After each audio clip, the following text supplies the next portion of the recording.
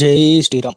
இன்னைக்கு நம்ம சிந்தனை செய்யக்கூடிய தலைப்பு சீதாதேவியினுடைய பிறப்பு. அதோட ராமச்சந்திரமூர்த்தியானவர் சிவதனுச வளைக்கிறது. இது ரெண்டு தலைப்புல இன்னைக்கு நம்ம சிந்தனை பண்ணலாம். சீதாதேவி சாட்சாத் மகாலட்சுமியினுடைய திரு அவதாரம் தான் சீதாதேவி. ஏன்னா இந்த உலகத்துல நீதியை நிலைநாட்டணுங்கிற பொருட்டு மகாவிஷ்ணுவானவர் இவரை ராமச்சந்திரமூர்த்தியாக அயோத்தியில திரு அவதாரம் எடுத்தார். அப்ப ஒருத்தரும் பாத்தீங்க அப்படின்னாக்கா அவதாரம் எடுத்தாங்க. ஆதிசேஷன்ல இருந்து சங்கு சக்கரம், ஆதிசேஷன் பாத்தீங்க அப்படின்னாக்கா லட்சுமணராகவும், சங்கு சக்கரங்கள் பாத்தீங்கன்னா பரதன் சத்ருகனாகவும், இப்படி ஒருத்தரும் அவதாரம் எடுக்கும்போது மகாலட்சுமி தாயாரானவர் சீதாதேவியாக அவதாரம் எடுத்தாங்க. இதுல பாத்தீங்க அப்படின்னாக்கா சீதாதேவி மிதிலாபுரியில இருக்கக்கூடிய அரசர் ஜனகர் இருக்காரு இல்லையா, அவருக்கு பாத்தீங்க அப்படின்னாக்கா மகளாக அவதாரம் எடுத்தாங்க. எப்படின்னு பாத்தீங்கன்னா, இந்த இது பண்ணுவாங்க இல்லையா, அந்த உழவு தொழில் செய்யறாங்க இல்லையா, அப்போ பாத்தீங்க அப்படின்னாக்கா இந்த ஏற்கலப்பையை வச்சு பாத்தீங்க அப்படின்னாக்கா உழுவாங்க. அப்படி உழுகிற பொழுது பாத்தீங்க அப்படின்னாக்கா ஒரு பெட்டி ஒண்ணு கிடைச்சது. அந்த பெட்டியில பாத்தீங்க அப்படின்னாக்கா ஒரு சின்ன ஒரு குழந்தையாக அம்பாள் மகாலட்சுமி தாயாரே நமக்கு ஜனகருக்கு குழந்தையாக பாத்தீங்க அப்படின்னாக்கா கிடைச்சாங்க. மிதிலாபுரிய ரொம்ப அற்புதமாக பாத்தீங்க அப்படின்னாக்கா ஆண்டு கொண்டுகிட்டு இருந்தார் நம்ம ஜனக மகாராஜா. ஜனகர் பாத்தீங்க அப்படின்னாக்கா ஒரு மிகச்சிறந்த ஒரு ஞானி. ஏன்னா அவர் பாத்தீங்க அப்படின்னாக்கா எப்படி நம்ம ஆய கலைகள் 64 சொல்றோம் இல்லையா, அது போல இவர் ஜனகர் அனைத்து விதமான கலைகள்லயும் ரொம்ப சிறந்து விளங்கக்கூடியவர் ஒருத்தர். அதே மாதிரி அந்த மிதிலைங்கிற அரசாங்கம் இருக்கு இல்லையா, அவ்வளவு அற்புதமாக அந்த அரசுல பாத்தீங்க அப்படின்னாக்கா நிர்வாகம் பண்ணிட்டு இருந்தாங்களாம். மிக முக்கியமாக அந்த அரசு எதுக்கு அதிக முக்கியத்துவம் கொடுத்ததுன்னு பாத்தீங்கன்னா மக்களினுடைய கல்விக்காம். அவ்வளவு எங்க பார்த்தாலும் பாத்தீங்க அப்படின்னாக்கா கல்வி கூடங்களாகவே பள்ளிக்கூடங்களாகவே பாத்தீங்க அப்படின்னாக்கா இருந்துதான் மிதிலாபுரி எங்கேயும். அதுக்கு ஒற்பா போல பாத்தீங்கன்னா இயற்கை வளங்களும் ரொம்ப அற்புதமாக இருந்துதான். அதாவது பாத்தீங்க அப்படின்னாக்கா நீர் வளங்கள், அதே போல எங்கேயும் பாத்தீங்கன்னா பச்சை பசேல்னு நில வளங்கள், அதாவது வயல்வெளிகள், விவசாயம் அவ்வளவு செழுமையாக இருந்தது. அதே சமயம் பாத்தீங்கன்னா இந்த மிதிலாபுரிக்குன்னு உண்டான ஒரு சிறப்பு என்னன்னா, சில குறிப்பிட்ட நறுமணம் மிக்க மலர்கள் இந்த ஒரு மிதிலாபுரியில இருந்ததுதான். வேற எந்த நகரத்திலையும் இல்லாத சில குறிப்பிட்ட மலர்கள். இப்ப உதாரணத்துக்கு சொல்லுவாங்க இல்லையா, இப்ப உதாரணத்துக்கு நம்ம தமிழ்நாட்டுல அரிசி நல்லா விளையுது, ஆனா கோதுமை பஞ்சாப்ல தான் விளையுது. அது மாதிரி இந்த மிதிலாபுரியில மட்டும் சில நறுமணமிக்க சில எங்கேயும் இல்லாத மலர்கள்லாம் இருக்குதான். இப்படியாக பாத்தீங்க அப்படின்னாக்கா இந்த மிதிலை என்னுடைய அரசாங்கம் இருக்குது. அதே போல அந்த அரசாங்கத்துல இருக்கக்கூடியவர்களாவும் ரொம்ப பாத்தீங்க அப்படின்னாக்கா நீதி நெறி தழுவாம அப்படி ஒரு அரசாங்கத்தை நடத்திட்டு இருக்கிறாங்க. அதே மாதிரி இது வளங்கள், செல்வ வளங்கள்னு எடுத்துக்கிட்டாலும் மாட மாளிகைகளும் கோபுரங்களுமாக பாத்தீங்க அப்படின்னாக்கா மிதிலாபுரியானது ரொம்ப பிரம்மாண்டமா இருக்குதான். அப்படிப்பட்ட ஒரு இதுவா இருக்காங்களா. அதே போல இந்த மிதிலாபுரியினுடைய மக்களை பத்தி சொல்றாங்க. மக்கள் எல்லாருமே அதாவது அரசர் ஜனக மகாராஜா பாத்தீங்கன்னா மக்களை தன் குடும்பத்துல ஒருத்தர் மாதிரி பார்த்தாங்களாம். மக்களும் அரசரை தன் குடும்பத்துல ஒருத்தர் மாதிரி பார்த்ததோடு இல்லாம அவரை நம்ம ஒரு கடவுள் ரேஞ்சுக்கு ஜனகரை பாத்தீங்க அப்படின்னாக்கா பார்த்திருக்காங்க. அதனாலதான் அவ்வளவு அந்யோன்யமாக பாத்தீங்க அப்படின்னாக்கா ஒத்து மக்களோட சேர்ந்து ஆட்சி பண்ணிட்டு இருக்காங்க. ஜனகரினுடைய அந்த மிதிலாபுரியில இருக்கக்கூடிய மக்கள் அவருடைய குணாதிசயங்கள் எந்த விதத்திலையும் பிறருக்கு தீங்கு விளைவிக்காத ஒரு வண்ணத்துல பாத்தீங்க அப்படின்னாக்கா இருந்தாங்களாம். அதே போல நீதி நேர்மை நியாயங்கள் இதெல்லாம் பாத்தீங்க அப்படின்னாக்கா அதாவது உச்சத்துல இருந்துதான் அந்த ஜனகாபுரியில. பெருசா பாத்தீங்க அப்படின்னாக்கா இந்த கோர்ட்டு போலீஸு கேஸ் இதுக்கெல்லாம் வேலைகள்ங்கிறது பெரிய அளவுலயே இல்லையா. ஏன்னா எவ்விதமான குற்றங்களுமே நடக்காத மாதிரியான ஒரு அரசாங்கத்தை ஜனகர் நடத்தியிருக்காரு. அப்படிப்பட்ட ஜனகருக்கு பாத்தீங்க அப்படின்னாக்கா மகளாக திரு அவதாரம் செய்திருக்கிறாங்க நம்ம சீதாதேவி. சரி, இப்ப ராமச்சந்திரமூர்த்தி ஆனவர் பாத்தீங்க அப்படின்னாக்கா முதல்ல எல்லாருமே தன்னுடைய தந்தை தான் எல்லாருக்குமே முதல் குரு அப்படின்னு சொல்லுவாங்க. அது போல பாத்தீங்க அப்படின்னாக்கா ராமர் அயோத்தி மாநகர்ல திரு அவதாரம் செய்தார். திரு அவதாரம் செய்தபடி வசிஷ்ட மகரிஷி தான் பாத்தீங்க அப்படின்னாக்கா இவர்களுக்கெல்லாம் குலகுருவா இருந்தாரு. முதல்ல தசரத மகாராஜா கிட்ட ராமர் வந்து பாத்தீங்க அப்படின்னாக்கா பாலபாடம் அப்படின்றார். அதாவது என்னன்னா வீட்டிலேயே பாலபாடம் தேவையான வேதங்களாகட்டும், போர் பயிற்சிகளாகட்டும், இதெல்லாம் தன்னுடைய தந்தைகிட்டயே வந்து பாத்தீங்க அப்படின்னாக்கா படிச்சார். சரி, என்னதான் வந்து தந்தைகிட்ட படிச்சாலும் படிப்புங்கிறது ஒரு குரு கிட்ட போய் குருவை அணுகிதான் நம்ம வந்து படிச்சு ஆகணும். சரியா? அதனால வந்து பாத்தீங்க அப்படின்னாக்கா குலகுருவான வசிஷ்டர்கிட்ட கேட்கிற பொழுது வசிஷ்டர் வந்து என்ன சொன்னாரு அப்படின்னாக்கா, கண்டிப்பா வந்து நான் வந்து சொல்லித்தரேன்னு சொல்லிட்டு வசிஷ்டருடைய ஆசிரமத்துல போய் கொஞ்ச நாள் வந்து பாத்தீங்க அப்படின்னாக்கா பயின்றார். பயின்ற உடனே வசிஷ்டர் வந்து தனக்கு தெரிஞ்ச அறிவுகள், ஞானங்கள் இது எல்லாத்தையும் வந்து பாத்தீங்க அப்படின்னாக்கா குடுத்தார். குடுத்துட்டு இருக்கிற போது ஆனா எல்லாருக்குமே தெரியும் ராமரினுடைய அவதாரம் எதுக்காக நிகழ்ந்தது, என்ன ஏது அப்படின்னு சொல்லிட்டு. அப்போ வந்து பாத்தீங்க அப்படின்னாக்கா விஸ்வாமித்ர மகரிஷியானவர் தசரத மகாராஜாவினுடைய அவருடைய அந்த அரசவைக்கு வரார். வந்துட்டு வந்து பாத்தீங்கன்னா விஸ்வாமித்திரர் வராருன்ன உடனே வசிஷ்டருக்கே பயம் வந்துருச்சு. ஏன்னா இவர் எதுக்கு எடுத்தாலும் கோவப்படக்கூடிய ஒரு ஆளாச்சு. இவரை நம்ம எப்படி வந்து சமாளிக்க போறோம் அப்படின்னு சொல்லிட்டு. அப்படிப்பட்ட விஸ்வாமித்திரரை பார்க்கிற போது அப்ப வசிஷ்டருக்கே கொஞ்சம் பயம். இருந்தாலும் தசரதர் வந்து பாத்தீங்க அப்படின்னாக்கா இது மாதிரி செய்தி அனுப்புறாங்க. இது மாதிரி விஸ்வாமித்திர மகரிஷி வந்து வந்திருக்காரு அப்படின்னு உடனே ஒண்ணுமே புரியல அங்க இருக்கிறவங்களுக்கு எல்லாரும். உடனே வந்து சரின்னு சொல்லிட்டு எல்லாரும் வந்து பாத்தீங்கன்னா சிறப்பான ஒரு வரவேற்பு மகரிஷிக்கு கொடுக்குறாங்க. கொடுத்துட்டு இவருடைய அரசவையில தசரத மகாராஜா உட்கார்ந்துருக்கிற போது அந்த அரியணையில வந்து பாத்தீங்க அப்படின்னாக்கா இவர் விஸ்வாமித்திர மகரிஷி உள்ள வந்த உடனே அரியணை விட்டு ஏஞ்சி வந்து நமஸ்காரம் பண்ணி அவருக்கு முறைப்படி சிறப்பு ஆசனங்கள்லாம் கொடுத்து அவரை வந்து பாத்தீங்க அப்படின்னாக்கா சோடசோபச்சாரம்லாம் பண்றாரு நம்ம தசரத மகாராஜா. பண்ணி முடிச்ச உடனே வசிஷ்டர்ல இருந்து மத்த அமைச்சர்கள்ல இருந்து எல்லாருக்குமே கொஞ்சம் பயம். என்ன ஆச்சுன்னு தெரியலையே, ஏதாச்சுன்னு தெரியலையே அப்படின்னு சொல்லிட்டு இவர் ஏன் இங்க திடீர்னு வந்திருக்காரு அப்படின்னு சொல்லிட்டு. அப்ப வந்து பாத்தீங்க அப்படின்னாக்கா தசரதர் அப்படியே ஒன்றும் சொல்லாம அப்படியே உட்காந்துருக்காரு. என்ன செய்ய போறோம், ஏது செய்ய போறோம்னு தெரியலையே, என்ன நடக்க போகுதுன்னு தெரியல. அப்ப விஸ்வாமித்திரர் வந்து பாத்தீங்க அப்படின்னாக்கா சொல்ல ஆரம்பிக்கிறார். என்னன்னா இது மாதிரி எனக்கு உன்னால ஒரு காரியம் ஆகணும். அதனாலதான் நான் வந்து உன்னை தேடி வந்திருக்கேன் அப்படின்ன உடனே சரி நீங்க சொல்லுங்க, என்னால முடிஞ்ச காரியத்தை நான் வந்து சிறப்பா செஞ்சு கொடுக்குறேன் அப்படின்னு சொல்லி தசரதர் சொல்ல, என்னன்னா எனக்கு வந்து பாத்தீங்க அப்படின்னாக்கா நான் ஒரு யாகம் நடத்திட்டு இருக்கேன். அதுக்கு வந்து பாத்தீங்க அப்படின்னாக்கா சில தீய சக்திகளால ஒரு பெரிய தொல்லை சங்கடங்கள் வந்துகிட்டு இருக்கு.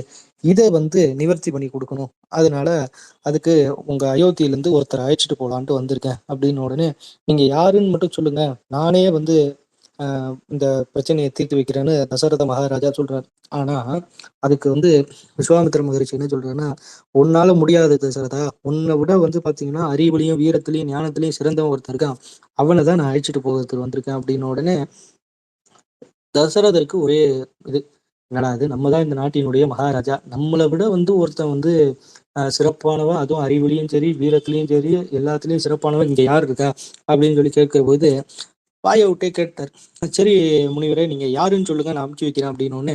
வேற யாரும் இல்ல, உன்னுடைய மகன் தான் ராமனை என் கூட அமுச்சு வை, நான் ராமனை வச்சு என்னுடைய காரியத்தை முடிச்சுக்கிறேன் அப்படின்னு சொன்ன உடனே தசரதருக்கு தூக்கி வாரி போட்டுருச்சு. ஐயோ ராமர் வந்து நம்ம பெத்த புள்ள, அதுவும் சின்ன பையன், ரொம்ப பெரிய அளவுக்கு ராமர் வந்து இதுவரையும் எந்த போர்க்களத்தையும் சந்திச்சது கிடையாது. அப்பா கிட்ட பாலபாடம் படிச்சாரு. அதுக்கு அடுத்தது வசிஷ்ட மகரிஷிகிட்ட வந்து பாத்தீங்க அப்படின்னாக்கா உங்க குருகுலத்துல பாடம் படிச்சாரு தவிர்த்து அவர் போர்க்களத்தை இதுவரையிலும் சந்திச்சதே கிடையாது. அப்படிப்பட்ட ஒரு சின்ன பையனை கூப்பிட்டு 15, 16 வயசு இருக்கக்கூடிய ஒரு பையன், அந்த சின்ன பையனை இவர் பாட்டுக்கு வந்து காட்டுக்கு கூட்டு போறேங்கிறாரு.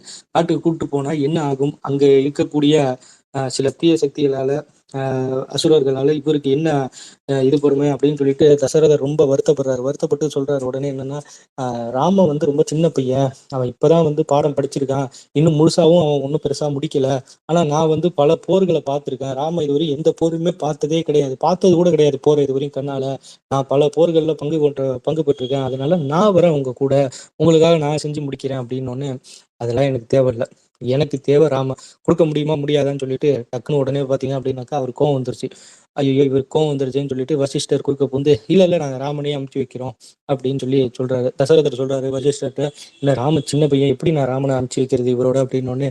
இல்ல இது எல்லாமே வந்து இறைவனுடைய ஒரு திருவிளையாடல், ராம அவதாரத்தினுடைய நோக்கமானது நிறைவேறதுக்கு ஒண்ணு ஒண்ணா நடந்துகிட்டு இருக்கு, நீ உன் பையனை அமுச்சு வச்சுதான் ஆகணும், வேற ஒண்ணும் பண்ண முடியாது இதுல அப்படின்னு சொல்லி வசிஷ்டர் சொல்ல, மனசே இல்லாம சரி வேற வழியே இல்லாம வேற ஒன்றும் இது கிடையாது, ஏன்னா நான் வந்து எவ்வளவோ காலங்கள் திருமணம் ஆகி புத்திரபாக்கியம் இல்லாம புத்திரகாமேஷ்டி யாகம் பண்ணி பிறந்த பையன் அவன், அதுவும் சின்ன பையன், 15 வயசு பையன், இந்த பையனை போய் கேட்குறீங்க, ஏன்னா இவனுக்கு உயிருக்கு உத்தரவாதம் கிடையாது, வேற வழி இல்லை, நீங்க சொல்றீங்க நான் அனுப்பிச்சு வைக்கிறேன்னு சொல்லிட்டு விஸ்வாமித்திர மகரிஷியோட ராமச்சந்திரமூர்த்திய அனுப்பிச்சு வைக்கிறாரு தசரதர்.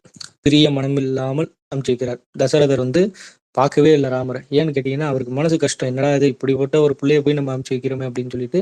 ஆனாலும் ராமர் வந்து இவருடைய இந்த அப்பாவினுடைய காலில் விழுந்து ஆசீர்வாதம் வாங்கிட்டு, ஆனா ராமரை வந்து ஒரு நொடியும் பிரியாதவர் யாருன்னு கேட்டீங்கன்னா லட்சுமணர் தான். நான் வரேன் அப்படின்னு சொல்லிட்டு ராமர் கூடயே தான் வந்து பாத்தீங்க அப்படின்னாக்கா லட்சுமணரும் வராரு. ராமர் லட்சுமணர் இவங்க 2 பேரும் வந்து பாத்தீங்கன்னா அயோத்தியில இருந்து விஸ்வாமித்திர மகரிஷியோட காட்டுக்கு போறாங்க. காட்டுக்கு போய் அங்க வந்து பாத்தீங்க அப்படின்னாக்கா முதல் நாள் இரவு தங்கணும். எப்படி சும்மா வந்து பாத்தீங்க அப்படின்னாக்கா ராமர் வந்து இளவரசன். ஏன்னா தசரத மகாராஜாவோட பையன் ராம லட்சுமணன் 2 பேரும். அப்ப எப்படி இருக்காங்கன்னா, அவங்களுக்குன்னு தனி கட்டிலு, தனி மெத்த. இப்ப இருக்க ஒரு பெரிய மனுஷங்கலாம் எப்படி இருப்பாங்க? ஏசி, காரு, பங்களா அப்படி இப்படின்னு வாழ்றாங்களே, அந்த மாரி ராஜ வாழ்க்கை வாழ்ந்தவர் அந்த காலத்துல ராமச்சந்திரமூர்த்தி.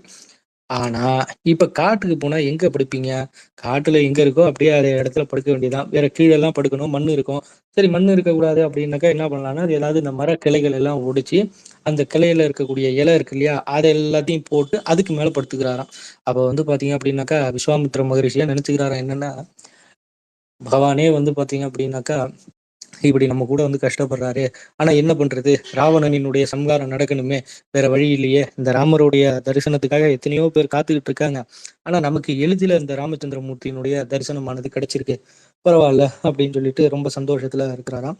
உடனே மறுநாள் காலையில எந்திரிச்சு குளிச்சுட்டு அவங்க நித்திய கர்ம அனுஷ்டானங்கள்லாம் பண்ணி முடிச்ச உடனே ராமச்சந்திரமூர்த்திட்ட இந்த விஷயத்த வந்து பார்த்தீங்க அப்படின்னாக்கா சொல்றாரு என்னன்னா, நான் உன்னை இங்க கூட்டிட்டு வந்தது வந்து பார்த்தேன் அப்படின்னாக்கா, இந்த அசுரர்கள வந்து சம்ஹாரம் பண்றதுக்காக தான் நான் உன்னை இங்க அழைச்சிட்டு வந்தேன். ஆனா, அது மட்டும் கிடையாது. அது இந்த தாடகிங்கிற அசுர சம்ஹாரம் பண்ணணும். அது ஒண்ணும் பெரிய விஷயம் இல்ல. ஆனா, அத தாண்டியும் ஒரு விஷயம் இருக்கு. என்னன்னு கேட்டீன்னா, உனக்கு பிற்காலத்துல நீ வந்து ராவணனுடைய சம்ஹாரத்துல ஈடுபடணும். இப்ப ராவணன சம்ஹாரம் பண்ணணும் அப்படின்னாக்கா, நீ வசிஷ்டர்ட்ட படிச்ச பாடம் போதாது. இன்னும் கொஞ்சம் பாடம் உனக்கு தேவை. அதனால நான் கொஞ்சம் பாடங்கள் சொல்லித் தரேன் அப்படின்னு சொல்லிட்டு, ராம லட்சுமணருக்கு தான் வந்து குருவாக இருந்து விஸ்வாமித்திர மகரிஷியானவர் புது பாடங்கள்லாம் சொல்லித் தரார். அதாவது போர்க்கலைகள்ல அட்வான்ஸ்டு டெக்னாலஜின்னு சொல்றாங்க இல்லையா? அடுத்த அடுத்த கட்ட லெவல். அந்த அடுத்த கட்ட லெவல்ல சிறப்பு அஸ்திரங்கள்லாம் என்னென்ன இருக்கு? அதெல்லாம் எப்படி வந்து பார்த்தீங்க அப்படின்னாக்கா, பிரயோகம் பண்ணணும் அப்படின்னு சொல்லிட்டு வந்து பார்த்தீங்க அப்படின்னாக்கா, ஒரு ஒரு இதா வந்து பார்த்தீங்க அப்படின்னாக்கா சொல்லிக் குடுத்துட்டு இருக்காரு. இப்படியாக வந்து பார்த்தீங்க அப்படின்னாக்கா சொல்லிக் குடுத்து, அவருடைய ராவண சம்ஹாரத்துக்கு எதெல்லாம் தேவையோ அதெல்லாம் ஒண்ணு ஒண்ணா படிப்படியா வந்து பார்த்தீங்கன்னா, ராமருடையனுடைய பிறப்பிலிருந்து வந்து பார்த்தீங்க அப்படின்னாக்கா நடந்துட்டு இருக்கு. அதுக்கு அடுத்தது வந்து பார்த்தீங்க அப்படின்னாக்கா, விஸ்வாமித்திர மகரிஷியானவர் இந்த தாடகையினுடைய சம்ஹாரமானது நடைபெறணும். அப்ப வந்து பார்த்தீங்க அப்படின்னாக்கா, விஸ்வாமித்திர மகரிஷி அவர் வந்து பார்த்தீங்க அப்படின்னாக்கா, இது ஹோமங்கள் பண்ண ஆரம்பிச்சுட்டார். அப்போ ஹோமம் பண்ணிட்டு இருக்கிற பொழுது இந்த தாடகை இருக்கு இல்லையா? அந்த அரக்கி வந்து பார்த்தீங்க அப்படின்னாக்கா, முதல்ல வந்து வராங்க. இந்த இத வந்து நிறுத்தலாம் அப்படின்னு சொல்லிட்டு. அப்போ வந்து பார்த்தீங்க அப்படின்னாக்கா, தாடகிய வந்து பார்த்தீங்கன்னா, ராமர் வந்து சம்ஹாரம் பண்றாரு. ஒரே ஒரு அம்பு தான். அந்த அம்புலயே வந்து பார்த்தீங்க அப்படின்னாக்கா, தாடகையானது சம்ஹாரம் ஆயிடுச்சு. அதுக்கு அடுத்தது வந்து பார்த்தீங்க அப்படின்னாக்கா, அ தாடகி போலயே வந்து பார்த்தீங்கன்னா, பல அசுரர்களையும், பல அரக்கிகளையும் அங்க வந்து ராமர் வந்து எதிர்கொள்ள வேண்டிய ஒரு சூழ்நிலை எதிர்கொள்றாரு. எதிர்கொள்ளி எல்லாரையும் ஒரு அம்பு தான். அந்த ஒரே அம்புல அடி எல்லாரும் வந்து பார்த்தீங்க அப்படின்னாக்கா, அ காலி. கிட்டத்தட்ட வந்து பார்த்தீங்க அப்படின்னாக்கா, 5 நாட்கள் வந்து பார்த்தீங்க அப்படின்னாக்கா, இந்த யாகமானது ரொம்ப சிறப்பாக நடந்தது. இந்த யாகம் 5 நாட்கள் நடந்து முடியிற வரையிலும் ராமரும், லட்சுமணரும் வந்து பார்த்தீங்க அப்படின்னாக்கா, இந்த யாகத்துக்கு காவல் இருந்து, அந்த யாகத்த சிறப்பா வந்து பார்த்தீங்க அப்படின்னாக்கா, நிறைவேத்தி குடுத்துருக்காங்க. அதுக்கு அடுத்தது வந்து பார்த்தீங்க அப்படின்னாக்கா, இங்க சீதாதேவியினுடைய பிறப்பும் முடிஞ்சு, இங்க சீதாதேவியும் வந்து மிதிலாபுரியில ஓரளவுக்கு வந்து பார்த்தீங்கன்னா, திருமண வயது எட்டிட்டாங்க. 12 வயசு கிட்டத்தட்ட வந்துருச்சு. ராமருக்கு 16 வயசு. இப்ப வந்து என்னன்னா, அதுக்கு அடுத்தது ராவண சம்ஹாரத்திற்கு தேவையானது சீதாவும், ராமரும் சேர வேண்டிய இந்த ஒரு காட்சி. ராமரும், சீதாவும் சேர்ந்து திருமணம் பண்ணிக்கணும். அது இப்ப நடக்க போகுது. என்னன்னு கேட்டீங்கன்னா, சீதாதேவியினுடைய சுயம்பரத்துக்கு ஆ விஸ்வாமித்திர மகரிஷிக்கு அழைப்பு வந்திருக்கு. என்னன்னு கேட்டீங்கன்னா, இவரு ராமர கூட்டிட்டு போணுங்கிறதெல்லாம் இல்ல. இவருக்கு ஒரு அழைப்பு வந்திருக்கு. நீங்க வந்து மணமக்கள வாழ்த்தணும் அப்படின்னு சொல்லிட்டு. சரின்னு சொல்லிட்டு, இவர் வந்து பார்த்தீங்க அப்படின்னாக்கா, விஸ்வாமித்திரர் வந்து நேரடியாக இங்கிருந்து கிளம்பி காட்டுலருந்து மிதிலாபுரிக்கு போகணும். அந்த காலத்துல மிதிலாபுரிக்கு போறதெல்லாம் வந்து பார்த்தீங்க அப்படின்னாக்கா, கொஞ்சம் எளிதில சாத்தியம் இல்லாத ஒரு விஷயம். ஆனா இருந்தாலும் பரவால்ல. பலவிதமான அ சிரமங்களை எல்லாம் சந்திச்சு தான் மிதிலாபுரிக்கு போறாங்க. ராமர், லட்சுமணர், விஸ்வாமித்திர மகரிஷி 3 பேரும். 3 பேரும் போன உடனே அந்த மிதிலையினுடைய அழக வந்து பார்த்தீங்க அப்படின்னாக்கா, ராமரும், லட்சுமணரும் வந்து பார்த்தீங்க அப்படின்னாக்கா பார்க்குறாங்க. சந்தோஷமா இருக்குது. ஏன்னா ராமர், லட்சுமணன் 2 பேருமே வந்து பார்த்தீங்க அப்படின்னாக்கா, இதுல இருந்து அயோத்தியில இருந்து வேற எந்த பெரிய நகரங்களையும் பார்த்தது கிடையாது.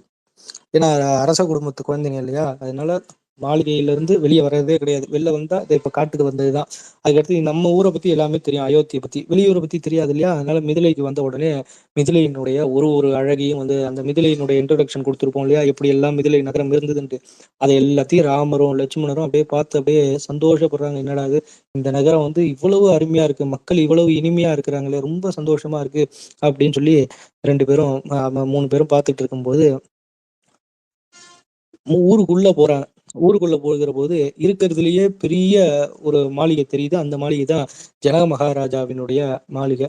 அந்த மாளிகையில சீதாதேவியானவள் இருக்கிறாங்க. இங்க வந்து பார்த்தீங்க அப்படின்னாக்கா, ராமச்சந்திரமூர்த்தி அந்த மாளிகை கிட்ட வந்து பார்த்தீங்க அப்படின்னாக்கா போறாரு.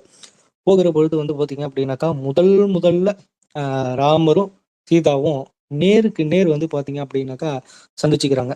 ராமரும், சீதாவும் நேருக்கு நேர் சந்திச்சுக்கிற பொழுது ராமச்சந்திரமூர்த்தியும் சரி, சீதாவையும் சரி, 2 பேருடைய மனசுலயும் வந்து பார்த்தீங்க அப்படின்னாக்கா, இவங்க நமக்கு தான் அப்படிங்கிற மாதிரியான ஒரு எண்ணத்துக்கு வந்துட்டாங்க. ஏன்னா அப்படி ஒரு இது. ராமரும் சரி, அதாவது ராமர் வந்து ஒரு மன்மதனைப் போலவும், ரதிதேவி போல சீதாதேவியும் வந்து பார்த்தீங்க அப்படின்னாக்கா, ஒருத்தருக்கு ஒருத்தர் காட்சி குடுக்க 2 பேரும் வந்து பார்த்தீங்க அப்படின்னாக்கா, கல்யாணம் பண்ணா இவங்கள தான் பண்ணிக்கணும் அப்படிங்கிற ஒரு மனநிலைக்கு அந்த பார்த்த முதல் நொடியிலேயே வந்துட்டாங்க. சரி. அன்று இரவு இவங்கலாம் ஆனா பேசிக்கிட்டதெல்லாம் கிடையாது. நடந்து போம்போது பார்க்கறது தான். அப்படி பார்த்த உடனேவே வந்து பார்த்தீங்க அப்படின்னாக்கா, ஒரு காதல் வயப்பட்டாங்க 2 பேரும்.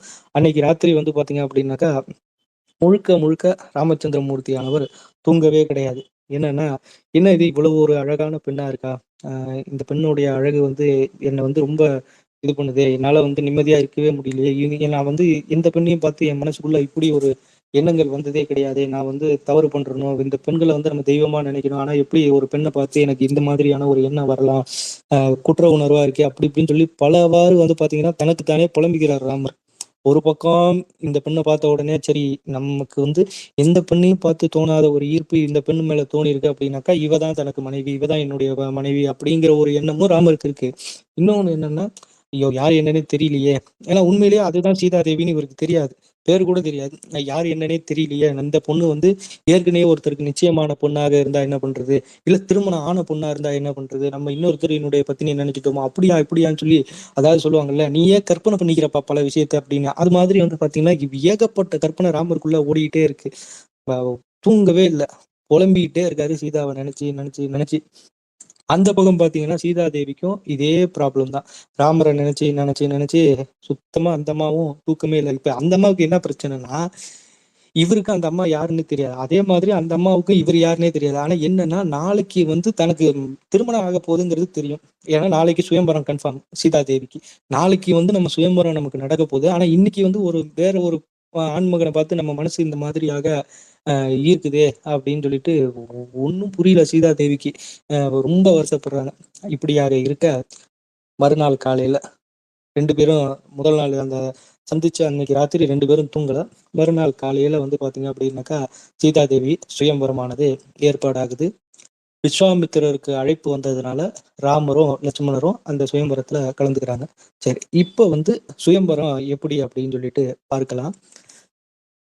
பல நாட்டு அரசர்களும் அதுல வந்து பார்த்தீங்க அப்படின்னாக்கா, பங்கு பெறுறாங்க. பங்கு பெறும்போது எல்லா நாட்டு அரசர்கள், இளவரசர்கள் இவங்கெல்லாம் வந்து பார்த்தீங்க அப்படின்னாக்கா, அந்த சுயம்வரத்துல எல்லாம் உட்கார்ந்துருக்காங்க. கூடவே விஸ்வாமித்திர மகரிஷியும், ராமரும், லட்சுமணரும் கலந்துக்கிறாங்க. மகரிஷிக்கு தான் அழைப்பு, இவங்களுக்கு அழைப்பு கிடையாது. சரி இவர் கூட வந்ததுனால இவங்க 2 பேரும் கலந்துக்கிறாங்க. அப்ப வந்து என்னன்னா, ஒரு மிகப்பெரிய ஒரு வில் வந்து அந்த இடத்துக்கு வருது. இருக்கிறதுலயே சரியான ஒரு பெரிய வில்லு. அத வந்து பார்த்தீங்க அப்படின்னாக்கா, கிட்டத்தட்ட பல்லாயிரக்கணக்கான பேர் சேர்ந்து ஒரு பெரிய மேஜையில வச்சு இழுத்துட்டு வராங்க. இழுத்துட்டு வந்து அந்த சுயம்வரம் நடக்கக்கூடிய இடத்துல வந்து பார்த்தீங்க அப்படின்னாக்கா வச்சுடுறாங்க. வச்சதுக்கு அப்புறமேட்டு ஜனக மகாராஜா எல்லாருக்கும் வந்து முதல்ல நமஸ்காரம் பண்றாரு. நமஸ்காரம் பண்ணி சொல்ல ஆரம்பிக்கிறார். என்னன்னா, இது மாரி சீதாதேவியினுடைய திருமணத்துக்கு சுயம்வரத்துக்கு வந்தவங்க எல்லாருக்கும் நான் முதல்ல நன்றி தெரிவிச்சுக்கிறேன். இந்த பெண் வந்து எனக்கு வந்து சாட்சாத் மகாலட்சுமி தான். நான் வந்து அ தரைய வந்து உழும்பொழுது எனக்கு பெட்டியில கிடைச்சது. அதனால என்னுடைய குருநாதர் சொன்னபடி சீதா அப்படின்னு சொல்லிட்டு பேர் வச்சிருக்கேன். இந்த பெண்ணுக்கு தான் திருமணம் அப்படின்னு சொல்லிட்டு சுயம்பரம் இந்த பெண்ணுக்காக தான். நான் ஒரு விஷயத்த சொல்றேன். என்னன்னா, இப்ப இந்த வில் இருக்கு இல்லையா? இந்த வில்ல எத்தனை ஆயிரம் பேர் வந்து சேர்ந்து இழுத்துட்டு வந்திருக்காங்க இல்லையா? இந்த வில்ல யாரு தூக்கி அந்த வில்லுல நாள் ஏத்துறாங்களோ அவர்களுக்கு தான் இந்த பெண்ணை வந்து நான் வந்து திருமணம் பண்ணி கொடுப்பேன். இதுக்கான காரணம் என்ன அப்படின்னு சொல்லி பாத்தீங்கன்னா, இந்த வில் வந்து சாதாரணமான ஒரு வில் கிடையாது. இந்த வில் வந்து சிவபெருமான் கையில இருந்த பினாகனம் அப்படிங்கிற வில். அதனாலதான் வந்து சிவபெருமானினுடைய அஷ்டோத்திரத்துல கூட ஓம் பினாகினே நமக அப்படின்ட்டு வரும். அதாவது அந்த பினாகனம்ங்கிற வில்ல கையில ஏந்தியவரே அப்படின்னு சொல்லி, பினாகம் அப்படிங்கிற வில்ல கையில ஏந்தியவரே அப்படிங்கிற பொருள்ல அந்த மந்திரமானது வரும். அப்படிப்பட்ட இந்த வில்ல வந்து பாத்தீங்க அப்படின்னாக்கா, யார் தூக்குறாங்களோ அவரை தூக்கி அந்த வில்லுல நான் ஏத்துறவங்களுக்கு தான் சீதாதேவியை திருமணம் பண்ணி கொடுப்பேன் அப்படின்னு சொல்லி ஜனக மகாராஜா சொல்லுவார். இது ஏன் அப்படின்னு சொல்லிட்டு பாத்தீங்கன்னா, இந்த சிவபெருமான் கையில இருக்கக்கூடிய இந்த வில்லானது ஒரு சந்தர்ப்பத்துல என்னுடைய முன்னோர்கள் கைக்கு வந்துச்சு. ஆனா அவர்கள் அதை வந்து சிவபெருமானினுடைய வரப்பிரசாதமாக பாவிச்சதுனால நித்தியப்படி நாங்க இந்த வில்லுக்கு பூஜை பண்ணிட்டு இருக்கோம். இதை நாங்க சிவபெருமானாவே பாக்குறோம். ஒரு முறை விளையாட்டாக இந்த வில்ல வந்து சீதாதேவி தன்னுடைய இடது கையாலேயே தூக்கி விளையாண்டுகிட்டு இருந்தார். இது நடந்தது சீதாவினுடைய 5வது வயசுல. அப்ப வந்து என்ன அப்படின்னாக்கா, பரசுராம மகரிஷி இங்க வந்திருந்தார். அப்ப அவர் தான் சொன்னார் என்னன்னா, இந்த சீதாதேவியை திருமணம் பண்ணிக்கணும் அப்படின்னாக்கா, இந்த வில்லுல யாரு நாணை ஏத்துறாங்களோ அவங்களுக்கு மாத்திரம்தான் சீதாவை திருமணம் பண்ணி கொடுக்கணும்னு சொல்லி சொன்னாரு. அதனால இந்த இதை நாங்க வந்து போட்டியா வச்சிருக்கோம். விருப்பம் உள்ளவர்கள் இந்த போட்டியில கலந்துக்கலாம் அப்படின்னு சொல்லி சொல்றாரு யாரு, ஜனக மகாராஜா. சரின்னு சொல்லிட்டு இந்த அரசர்கள்லாம் பார்க்கும்போது, அரசர்கள் இளவரசர்கள்லாம் பார்க்கும்போது எல்லாரும் வந்து என்ன சொல்றாங்கன்னா, ஒருத்தர் ஒண்ணு சொல்றாங்க. என்னன்னா, ஒண்ணு வில்ல வந்து பாத்தீங்க அப்படின்னாக்கா வில்லு கைக்கே அடங்காது. வில்ல வந்து தூக்கவே முடியாது. இத்தனை ஆயிரம் பேர் இழுத்துட்டு வந்த வில்ல தூக்கி நிறுத்தி அதுல நாணை ஏத்துறதுங்கிறதுலாம் சாத்தியமே கிடையாது. அப்படி இப்படின்னு சொல்லி பேசுறாங்க. ஒரு சில பேர் வந்து என்ன சொல்றாங்கன்னா, இல்ல சீதா தேவிக்கு ஏதோ ஏதோ ஒரு பிரச்சனை இருக்கு. அதனாலதான் அந்த பொண்ணை கட்டி கொடுக்காம இப்படி வந்து ஒரு விஷயத்த சொல்லி எங்க எல்லாரையும் அலக்களிக்கிறீங்க அப்படிங்கிறாங்க. இன்னொருத்தர் வந்து சீதாதேவி வந்து திருமணம் பண்ணக்கூடாதுங்கிறதுனால இப்படி எல்லாம் சொல்றீங்க, இந்த மாதிரியான ஒரு இதெல்லாம் சொல்லி கடைசியில வந்து பாத்தீங்க அப்படின்னாக்கா எல்லாரும் சேர்ந்து நீங்க செய்யறது தப்பு, இங்க இருக்கிறதுல வேற ஏதாவது ஒரு போட்டி வச்சு நீங்க வந்து வரனை தேர்ந்தெடுக்கணும், அப்படி இல்லைன்னாக்கா நாங்க எல்லாரும் மிதிலாபுரி மேல வந்து போர் தொடுத்து வருவோம், நீங்க அதை நீங்க சமாளிக்கத்தான் வேணும் அப்படிங்கிற மாதிரி சொல்றாங்க. அப்ப வந்து நம்ம விஸ்வாமித்திரர் வந்து என்ன சொல்றாரு அப்படின்னாக்கா, இதுக்கு தீர்வு இருக்கு, இதை பண்ண முடியும் அப்படின்னு சொல்லிட்டு என்னுடைய சீடனான ராமன் வந்து இதை செஞ்சு முடிச்சிருவான், ராமனால இந்த வில்ல வந்து நாணயத்த முடியும் அப்படின்னு சொல்லி சொல்றாரு. ராமனால நாணயத்த முடியுமா அப்படின்னு சொல்லி கேட்கிற போது ஆமான்னு சொன்னோடனே ஜனகர் வந்து சரி முடிஞ்சா செய்ய சொல்லுங்க, யார் நாணயத்துறாங்களோ அவங்களுக்கு தான் என்னுடைய பெண்ணை திருமணம் பண்ணி கொடுப்பேன் அப்படின்னு ஜனகர் சொல்றாரு. அப்ப சுத்தியில இருக்கக்கூடிய அரசர்கள் இளவரசர்கள்லாம் என்ன சொல்றாங்கன்னா, இல்ல உங்களுடைய சீடனுக்கெல்லாம் இதுல கலந்துக்கிறதுக்கு எந்த விதமான உரிமையும் கிடையாது. ஏன்னா இது அரசு, சீதாதேவி வந்து அரசருடைய பெண்ணு. அதனால இந்த இதுல இந்த சுயம்பரத்துல கலந்துக்கணும் அப்படின்னாக்கா ஒண்ணு ராமன் அரசனா இருக்கணும், இல்ல இளவரசனா இருக்கணும். அப்படி இருக்கிறவங்களுக்கு தான் தகுதி. ராமனுக்குன்னு தகுதி உங்க ஸ்டூடெண்ட்டுங்கிறதுக்காகலாம் தகுதி கிடையாது அப்படின்னு சொல்லும்போது, ஆமா உண்மைதான், இது வந்து அரசு சம்பந்தப்பட்ட நிகழ்ச்சி தான். ஆனா என்னுடைய ஸ்டூடெண்டா இருந்தாலும் ராமன் வந்து அயோத்தியா ஆண்டுகிட்டு இருக்கக்கூடிய தசரத மகாராஜாவினுடைய பையன். அதனால அவன் வந்து இப்ப இளவரசன், நாளைக்கு அவன் தான் அயோத்திக்கு அரசன். அதனால இதுல கலந்துக்கிறதுக்கு முழு தகுதி உடையவன் ராமன் அப்படின்னு சொல்லி சொல்றாரு. அப்பதான் ராமர் வந்து பாத்தீங்க அப்படின்னாக்கா ஒன்னும் சொல்றது தெரியாம முடிச்சுட்டு இருக்காரு. அப்ப சீதாதேவிய பார்த்த உடனே ராமருக்கு ஒரு சந்தோஷம். அப்பாடா சீதா இங்கதான் இருக்கா அப்படின்னு சொல்லிட்டு ராமரை கலந்துக்க சொன்ன உடனே ராமருக்கு ரொம்ப ரொம்ப ஹாப்பி. ஆஹா, நம்ம வந்து நேத்தி தான் நம்ம வந்து என்னென்னமோ நினைச்சோம், ஆனா இன்னைக்கு வந்து நமக்கு சீதா தேவி கிடைச்சிருக்கா. ஆனா இந்த போட்டியில ஜெயிக்கணுமே, இது சிவபெருமானினுடைய தனுசாச்சே, இதை எப்படி நம்மளால தூக்க முடியும் அப்படி இப்படின்னு சொல்லிட்டு இதுல ஒரு இது. ஆனா குருநாதர் வேற வந்து பாத்தீங்க அப்படின்னாக்கா சொல்றாரு, ராமா நீ போ, உன்னால தூக்க முடியும், நீ தூக்கிடு அப்படிங்கிறாரு. சரின்னு ஒண்ணு குருநாதர் பேச்சை கேட்டுட்டு சரின்னு சொல்லிட்டு ராமர் வந்து போறாரு. ராமர் இங்க போகிற பொழுதே வந்து பாத்தீங்க அப்படின்னாக்கா, அதாவது அந்த வில்ல தூக்கலாம் அப்படின்னு சொல்லிட்டு ராமர் போறாரு. ராமர் போகும்போதே சீதாதேவிக்கு மனசுக்குள்ள ரொம்ப சந்தோஷம். ஆஹா, நேத்தி தான் நம்ம இவரை முறையா பார்த்தோம், நம்ம மனசு இவர்கிட்டதான் பறி கொடுத்துரும், இவரே இன்னைக்கு வந்து இதை தூக்கிட்டாருன்னா நமக்கு இவரு தான் வீட்டுக்காரரா வந்துருவாரு ஆனா இவர் மனசுல நம்ம இருக்கோமா இல்லையான்னு தெரியல.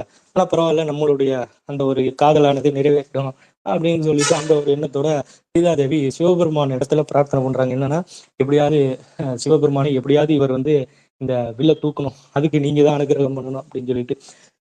ஏன்னா இந்த வில்ல தூக்குனா மட்டும்தான் முடியும். ஏன்னா பிரபு ஸ்ரீ ராமச்சந்திர மூர்த்தியை தவிர்த்து இந்த வில்ல யாராலையும் வந்து தூக்கவும் முடியாது. ஏன்னா அதுதான் விதி.